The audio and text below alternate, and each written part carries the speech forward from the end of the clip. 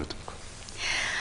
araiky ny nambarako teo toizantsika eo anatin'ny sehatry ny fahasalamana ny vaovao ho fampahafantarana ny hiady atao amin'ny aretina drepanocytose dia nisy ary omaly ny famoahana raki-tsary vaovao entina hanentanana ny olona hiadinina amin'ity aretina ity Tetsy amin'ny le louvre Antaninarenina mofo no nanaovana izay fampahafantarana izay. Tsy maintsy mitohy ny asa fanentanana amin'ny ady amin'ny aretina drepanocytose na misy ny fanohanana ara-bola na tsy misy araka nambarany tompona andraikitra. Tafiditra amin'izay ady amin'ny aretina drepanocytose izay indrindra ity raki-tsary vao navoaka ity.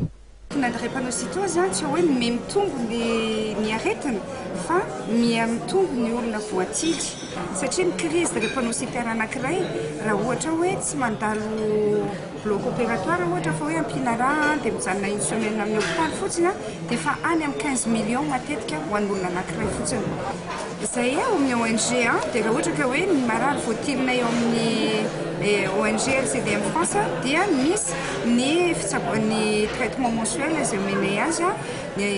fa misy protocole ary atao mitovy amin'ny protocole maneran-tany eto Madagasikara. Ny hita zao dia hoe en'olona hoe drepanocytose fa tsy fantatr'olona hoe ahoana marina moa izany aretina izany. Dia levina izy avy eo raha ohatra ka hoe atao ny détail ny fomba fisehoan'ilay aretina na zavatra ohatr'izany dia izay vao tonga saina ilay olona ilay anarana tsy dia azony tsara fa raha vao ny tena mavomavo maso ilay olona marary mivanitaolana na zavatra ohatr'izany dia iny izy vao tonga saina hoe misy an'izao marina ilay izy ka izay no nahatongavan'ilay clip tamin'ny fitony ity izay niarahana tamin'ireo mpanankanto zany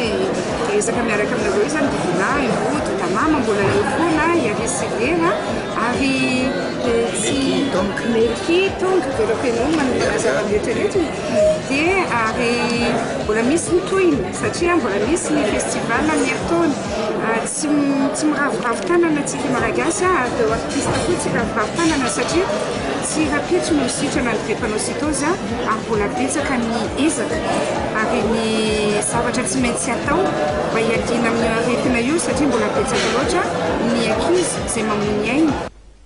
Raha ny fanazavana trano dia mitombo ny isan'ny olona voatily amin'ity aretina ity hatramin'izay nisy ny fanentanana izay nefa mbola ilaina trano ny hanohizana ny fanentanana. Famoahana, famoahana,